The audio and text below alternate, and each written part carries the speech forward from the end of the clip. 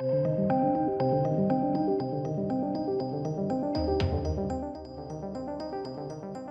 welcome ladies and gents. So we're here to talk about superhero fatigue, maybe.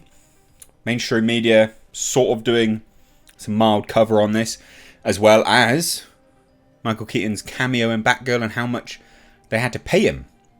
Because boy howdy, that was a big payday. Everyone crying that this film should have seen the light of day. Shut up. They've all been paid. Substantial sums of money. Eye-watering sums of money. For something which is never going to see the light of day. So I thought you guys would find this fascinating. Before we do, ladies and gents, before we dive into this, I've got to say, I am live streaming again every Tuesday and Thursday.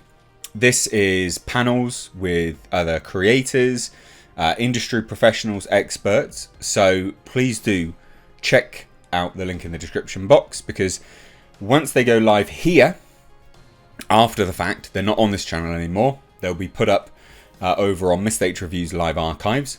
And if you don't want to watch a 2-hour stream, which look, I don't blame you. I don't watch 2-hour streams. Okay, I've got other things to do, you know, namely walk my dog. It's not a euphemism. There's going to be clips on there. So just clips from, you know, the interesting discussions. They'll be up there. So check it out. Like you won't be disappointed. Great channel. Great content. Check it out. Anyway, we've got Jasper Cameo. Oh my God! Sorry, you guys have been asking for Jasper Cameo for months. Hello, how are ya? You alright? What are you doing in here? You're never in here anymore. Anyway, that's proper derailed. Told you it wasn't a euphemism. There's my dog that you guys all love, that's staring intently at my head now. Probably going, why are you talking to yourself, dickhead? Anyway, let's say it's proper derailed my video. I wasn't expecting you to do that. You don't like this room anymore for some weird reason. Anyway, check this out. Marvel and DC among the last bastion for supersized paydays. Now, I think what's important about all of this is, yes, they are technically correct, right? They are correct, right? Is that DC and Marvel do make huge paydays. But where they get it wrong is that paydays have gradually increased more and more and more, and it's because of superheroes. You know, those films have done just incredibly high numbers. And you don't get those incredibly high numbers in other types of films. They just don't do it anymore. Well, they haven't done anyway. So, yeah, they are right, but if that genre of film essentially got those kind of... Like, it became normal for a Marvel movie to cross $1 billion, right? Which is nearly unheard of for a long time. And so if they've normalised it, well, they've normalised it for that genre. And I think that's really important to note. But let's take a look, you know, and it's interesting they notice, something which I've been saying for ages. They say in an era in which even A-list stars no longer command fees like they used to, actors Florence Pugh, Michael Keaton can still make 7 figures per film. If you want to get paid, you have to put on a cape, says one deal maker. And this goes to our eye-watering figure that Michael Keaton got paid for, a cameo. Literally just a cameo. But again, they don't command fees anymore. They can't, because they're not a draw anymore.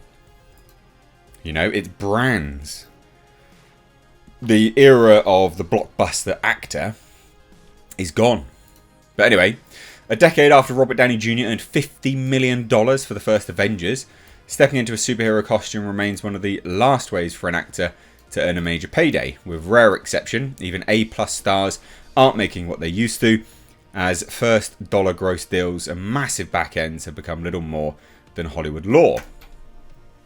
And more often than not, iconic characters like Spider-Man and Batman are seen by studios as more important and valuable than the famous movie stars who are playing them, and that's the truth. A seasoned Marvel star might earn top dollar when they are in costume. Sources put it at $20 million to $25 million, which is consistent with what Disney trumpeted paying Scarlett Johansson during their since settled dispute over the day-and-date Black Widow release. Florence Pugh, apparently, right, when she appeared in Black Widow as Yelena Belova, will receive 8 figures. She appeared, but her next 2 Marvel films, she'll be receiving 8 figures, including leading the ensemble cast of the villain-centric Thunderbolts. 8 figures! That's fucking madness. Really, really madness.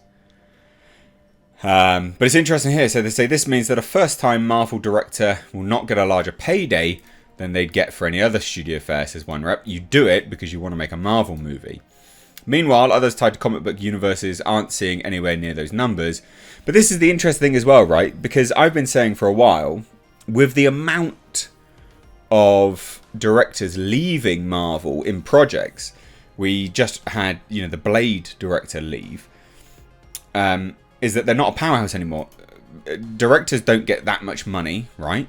It's always the fee jumps later down the line. So you do it because you want to make one. But people are starting to go, oh, actually, these aren't guaranteed anymore. People wanted to do it because it was guaranteed. And now they're like, oh, actually, you're quite difficult to work with. So it's interesting. But then they start talking about, comic creations and things like that. And that's all fine and dandy. But this, again, I think goes into like superhero fatigue, to be fair. Whether we have superhero fatigue or not. So here's the interesting thing for Batgirl. The eye-watering sum of money. Keaton received $2 million for Batgirl. $2 million. The $90 million film that Warner Brothers Discovery ultimately shelved after participating in about a week's worth of work, described by our source as a glorified cameo. I mean, I told you that it was a cameo. A week's worth of work he got paid $2 million for. I mean, it's cool if he can do it. But why is everyone crying that this film will never see the light of day when people are getting paid $2 million for a week's worth of work is beyond me. They've got paid. Alright, this film's in the light of day, doesn't matter. It literally doesn't matter at all. But it's interesting. All of this is interesting. To me, this is... Because again, you've got to remember that a lot of these media outlets, their main source of traffic comes from superhero stuff. Because the films are kind of dying. They come and they go. Then there's interesting ones and then there's not interesting ones. But they're not a huge draw. And so the things which are a huge draw in sort of pop culture becomes the comic book stuff, superhero things. And so the mainstream media's payday is also talking about them. And so we've started to see a decline, which we have. Marvel, their numbers are not that good anymore. And this is what I mean. Like, they even have this chart here. Their numbers are not that good at all. I mean, you look at Black Widow, $230 million budget, a $200 million budget, didn't even double its $379.7 million. Nothing. Crap. Absolute garbage. That wouldn't have made money. Shang-Chi and the Legend of the Ten Rings, $150 million. Probably another $150 million on marketing. $300. That wouldn't have made money. That wouldn't have made money at all. But this is a decline. It's a steady decline. You know, in the sort of takings that they get. Because the top ones are up here. And in fairness, Doctor Strange, I'm surprised Doctor Strange did as well as that. But, you know, that's, I think, the Sam Raimi name for you. But there's not many which are recent. After Avengers Endgame, what is there? Okay, you've got Spider-Man, 1. You've got... Okay. You've got 1. Spider-Man No Way Home. Captain Marvel. No, that was before Endgame. There's not many. 1. Doctor Strange. None of them, except 1, have crossed $1 billion.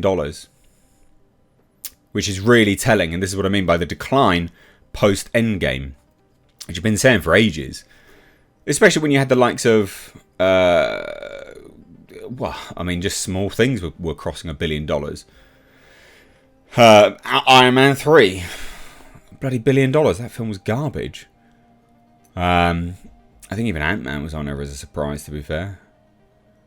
Oh, the first one. Yeah, nearly $500 million. So anyway, slow and steady decline post-Endgame. But they have it. I just thought this was an interesting thing. This is the media decrying the fact that they're not also getting their paydays anymore. Because if Marvel movies and DC movies succeed, so does mainstream media. So are we getting superhero fatigue? I don't know. Let me know what you guys think, though, because it's interesting. I personally just think it's bad movie fatigue. But let me know what you guys think. And praise be for the Jasper cameo. He's sat behind my chair now. You're welcome.